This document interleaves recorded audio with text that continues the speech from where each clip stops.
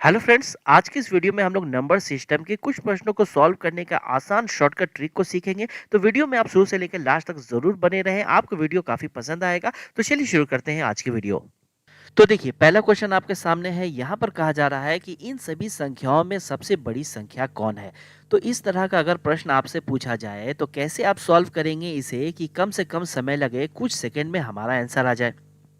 तो देखिए, इस तरह का प्रश्न एग्जाम में आपसे 2-3 तरह से पूछा जा सकता है। यहाँ पर जैसे कि आप देख रहे हैं कि यहाँ माइनस है, यहाँ पर माइनस है और यहाँ पर माइनस है।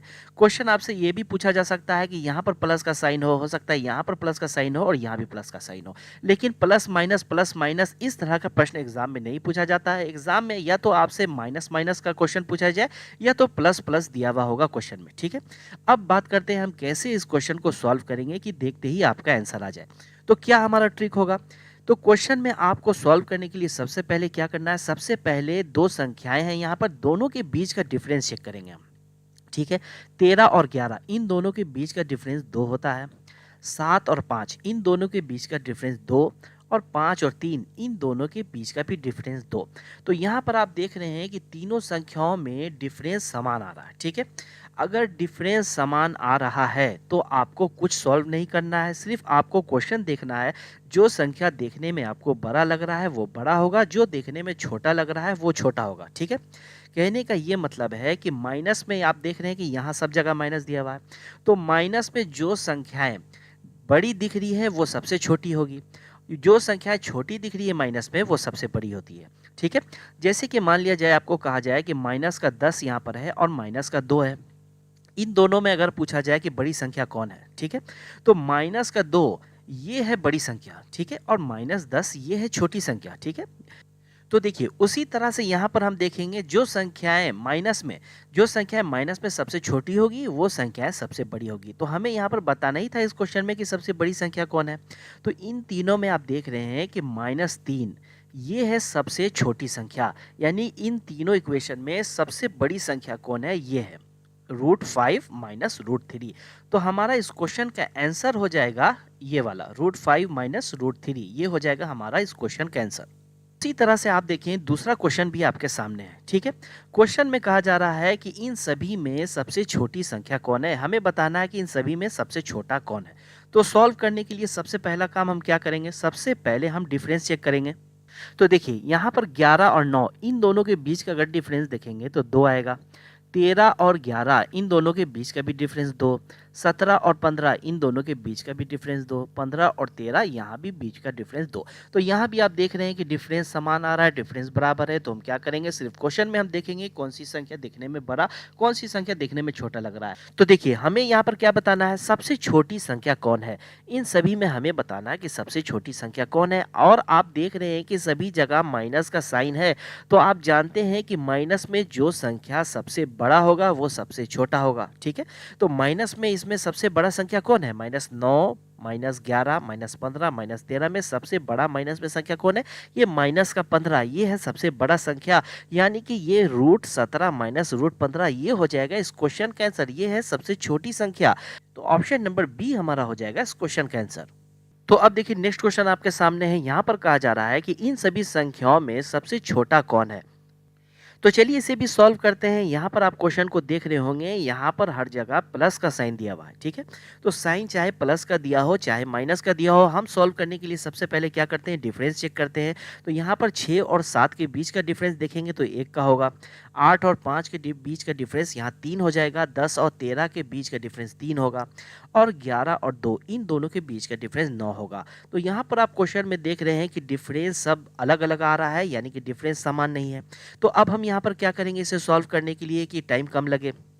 तो अब आप देखें, इसे सॉल्व करने के लिए अब हम क्या करेंगे, अब हम क्वेश्चन को क्या करेंगे कि यहाँ पर दो संख्याएं दोनों को आपस में मल्टीप्लाई कर देंगे हम। ठीक है, मल्टीप्लाई करके चेक करेंगे। तो 7 और 6 में अगर मल्टीप्लाई करेंगे तो क्या हो जाएगा, 42 हो जाएगा। ठीक है, 8 और 5 इन दोनों में अगर मल्टीप्लाई करेंगे तो क्या हो जाएगा, 40 हो जाएगा। 10 और 13 इन दोनों का मल्टीप्लाई करेंगे तो 130 हो जाएगा। और यहाँ पर 11 और 2 इन दोनों का मल्टीप्लाई करेंगे तो यहाँ पर 22 हो जाएगा। तो अब आप देख रहे हैं यहाँ पर क्वेश्चन में देखकर ही अब आप बता सकते हैं कि कौन सी संख्या बड़ी होगी, कौन सी संख्या छोटी होगी। हमें क्वेश्चन में क्या बताना था? सबसे छोटा। तो सबसे छोटा कौन आपको दिख रहा है? यहाँ पर 22 दिख रहा है। यानी कि ये √11 प्लस √2 ये हो जाएगा हमारा इस क्वेश्चन का आंसर। ये है सबसे छोटा संख्या, ठीक है? ये सबसे छोटा संख्या है, ये हो जाएगा आंसर। ऑप्शन में है तो ऑप्शन नंबर ए में है, ये हो जाएगा। तो अब देखिए क्वेश्चन नंबर 4 आपके सामने है। यहाँ पर कहा जा रहा है कि निम्नलिखित में से कौन सा संबंध सही है?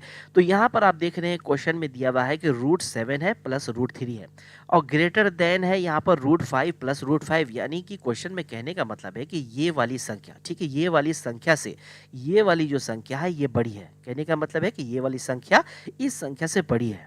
और यहाँ पर दूसरे ऑप्शन में दिया हुआ है कि √5 प्लस √5 है, ये बड़ा है किससे? ये इससे बड़ा है। √2 प्लस √8 इससे बड़ा है। तीसरे ऑप्शन में दिया हुआ है कि √5 प्लस √5 है और ये बड़ा किससे? √7 प्लस √3 से बड़ा है, ठीक है। और ऑप्शन आपको दिया हुआ है, ऑप्शन में आपको देख के बताना है कि कौन सा ऑप्शन सही होगा। तो इसे हम कैसे सॉल्व करेंगे? अगर हम डिफरेंस देखें तो आप देख रहे हैं कि डिफरेंस समान नहीं है, डिफरेंस सब अलग अलग है। यहाँ 20 का डिफरेंस 4 है, यहाँ 1 का भी डिफरेंस नहीं है, 0 का डिफरेंस है, यहाँ भी 0 का डिफरेंस है, यहाँ 6 का डिफरेंस है। तो यहाँ पर डिफरेंस से सॉल्व नहीं होगा। हम क्या करेंगे? हम मल्टीप्लाई कर लेंगे। तो 7 और 3 में मल्टीप्लाई करेंगे तो 21 हो जाएगा। 5 5 में मल्टीप्लाई करेंगे 25 हो जाएगा, ठीक है। 5 5 में मल्टीप्लाई करेंगे यहाँ पर तो 25 हो जाएगा और 8 और 2 में मल्टीप्लाई करेंगे 16 हो जाएगा। 5 5 में मल्टीप्लाई करेंगे 25 हो जाएगा। 7 और 3 में मल्टीप्लाई करेंगे 21 हो जाएगा। अब यहाँ पर आप देख के बता सकते हैं कि कौन बड़ा है कौन छोटा है। तो यहाँ पर पहले ऑप्शन में आप देखें, यहाँ पर आया है 21, यहाँ आया 25। क्वेश्चन में क्या कह रहा था कि 21 बड़ा है 25 से, ठीक है। क्वेश्चन में तो ये कह रहा है 21 बड़ा 25 से, लेकिन ये गलत है। 25 बड़ा है 21 से, ठीक है। ये पहला ऑप्शन हो जाएगा गलत, ठीक है। अब देखिए दूसरे में देखें आप, यहाँ पर दूसरे में है 25 और यहाँ 16। कहा जा रहा है कि ये संख्या बड़ी है, तो यहाँ पर आ भी रहा है ये संख्या बड़ी, यानी 25 तो 16 से बड़ा है ही, तो ये राइट है दूसरा ऑप्शन। और तीसरे में अगर आप देखें तो यहाँ पर आया है 25, यहाँ 21। कहा जा रहा है यहाँ पर ये वाली संख्या बड़ी है इससे, तो ये 25 यहाँ पर बड़ा हो रहा है, तो ये भी इक्वेशन यहाँ पर सही बैठ रहा है, ठीक है। तो अब आप ऑप्शन में देखें कि ऑप्शन नंबर 2 एंड 3 ये दोनों अगर है सही में, तो वो वाला ऑप्शन हमारा हो गया आंसर इस क्वेश्चन में। तो ये है ऑप्शन नंबर बी में। तो ऑप्शन नंबर बी हमारा हो जाएगा इस क्वेश्चन का आंसर। तो अब चलिए नेक्स्ट क्वेश्चन देखते हैं। देखिए क्वेश्चन नंबर 5 आपके सामने है। यहाँ पर कुछ अलग तरह का प्रश्न आपको दिख रहा होगा। यहाँ पर ना माइनस का साइन है ना प्लस का साइन है। एक और क्वेश्चन में कहा जा रहा है कि इन सभी संख्याओं में सबसे छोटा संख्या बताएं। तो कैसे अब हम इसे सॉल्व करेंगे कि कम से कम समय लगे? तो देखिए यहाँ पर क्वेश्चन में दिया हुआ है कि 3√2 और यहाँ पर √3 और 3√4, ठीक है। यहाँ पर क्वेश्चन दिया हुआ है, तो आप देख रहे हैं कि यहाँ 3 है, यहाँ 3 है और यहाँ पर कोई संख्या नहीं दिया हुआ है। अगर यहाँ पर कोई संख्या नहीं दिया हुआ है तो यहाँ पर 2 पहले से छिपा होता है, ठीक है। छिपा होता है तो यहाँ पर हम 2 लगा लेंगे। तो अब हम क्या करेंगे? तो यहाँ पर आप देख रहे हैं कि 3, 2 और 3, यहाँ जो बाहर संख्या दिया हुआ इसे हमने यहाँ पर लिख लिया है, ठीक है। अब हम इन संख्याओं का क्या करेंगे? इन तीनों संख्याओं का हम क्या करेंगे? हम एलसीएम यहाँ पर निकालेंगे। इन तीनों का एलसीएम निकालेंगे। तो एलसीएम अगर हम निकालें तो यहाँ 1 हो जाएगा, यहाँ 2 हो जाएगा, यहाँ 1 हो जाएगा। तो एलसीएम 3, 2, 6। तो एलसीएम इन तीनों संख्याओं का क्या आ रहा है? यहाँ पर 6 एलसीएम आ रहा है। अब नेक्स्ट स्टेप हमें क्या करना है? नेक्स्ट स्टेप में ये जो संख्या रूट के अंदर जो दिया हुआ है इसे हम यहाँ पर लिख लेंगे। जैसे 2 हमने लिख लिया, यहाँ 3 लिख लिया और यहाँ 4 लिख लिया। अब देखिए आपको क्या करना है? आपको देखना है कि 6 लाने के लिए 3 में हम कितना से गुना करेंगे कि 6 आ जाएगा। 3 में हम कितना से गुना करेंगे कि 6 आ जाएगा। तो 3 में अगर हम 2 से गुना करेंगे तो 6 आ जाता है। तो यही 2 को क्या करेंगे? इस पे हम पावर लगा देंगे। और यहाँ पर 6 है और यहाँ 2 है, तो 2 में कितना से गुना करेंगे कि 6 आ जाए? ठीक है, कितना से गुना करेंगे? 3 से गुना करेंगे तो 6 आ जाएगा। तो यहाँ पर पावर हम 3 लगा लेंगे, ठीक है। उसी तरह से 3 है तो 3 में कितना से गुना करेंगे? 6 हो जाएगा। तो 2 से गुना करेंगे तो 6 हो जाएगा। तो यहाँ पावर का 2 लगा लेंगे। अब आप देख लें तो 2 का स्क्वायर करेंगे तो क्या हो जाएगा? 4 हो जाएगा। 3 का क्यूब करेंगे तो क्या हो जाएगा? 27 हो जाएगा। और यहाँ पर 4 का स्क्वायर करेंगे तो 16 हो जाएगा। अब आप इन तीनों संख्याओं में देख लें यहाँ पर कौन सा संख्या छोटा है। हमें यहाँ पर छोटी संख्या बताना है। कौन सा संख्या छोटा है? तो ये है छोटा संख्या। तो पहला संख्या छोटा है तो ये पहला संख्या सबसे छोटा हो जाएगा। यानी कि इस क्वेश्चन का आंसर क्या हमारा हो जाएगा? ये 3√2 ये हो जाएगा हमारा इस क्वेश्चन का आंसर। तो अब देखिए क्वेश्चन नंबर 6 आपके सामने है। यहाँ पर कहा जा रहा है कि इन सभी संख्याओं में से छोटा संख्या कौन है? हमें क्या बताना है? हमें सबसे छोटी संख्या बताना है। कैसे हम इसे सॉल्व करेंगे? देखिए, सबसे पहले हम क्या करते हैं? हम एलसीएम निकालते हैं। एलसीएम कौन-सी संख्या का निकालते हैं? यहाँ पर जो 6 है, 3 है, 4 है और यहाँ पर कोई संख्या नहीं दिया हुआ है, यानी कि यहाँ 2 छिपा होता है, तो यहाँ 2 हम लिख लेंगे। तो हमें एलसीएम किसका निकालना है? 6 का निकालना 6, 3, 4 और 2 इन संख्याओं का हमें निकालना है एलसीएम। जब आप एलसीएम निकालेंगे इन चारों संख्या का तो एलसीएम हमारा क्या आएगा? 12 आएगा। अब हम क्या करते हैं? अब हम नीचे वाली संख्या को पहले यहाँ पर लिख लेंगे। ये क्या है? यहाँ पर 12 और यहाँ हो जाएगा 4 और यहाँ हो जाएगा 5 और यहाँ हो जाएगा 3। अब हम क्या करेंगे? अब 6 में कितना से गुना करें कि 12 आ जाएगा? 2 से गुना करेंगे तो 12 आ जाएगा, तो यहाँ पर स्क्वायर लगा देंगे। फिर 3 में कितना से गुना करेंगे कि 12 आ जाए? तो 4 से गुना करेंगे तो यहाँ 4 लगा देंगे। फिर 4 में कितना से गुना करें कि 12 आ जाए? 3 से गुना करेंगे तो आ जाएगा, तो यहाँ 3 लगा देंगे। फिर 2 में कितना से गुना करें कि 12 आ जाए? 6 से गुना करेंगे तो 12 आएगा, तो यहाँ हम 6 लगा देंगे।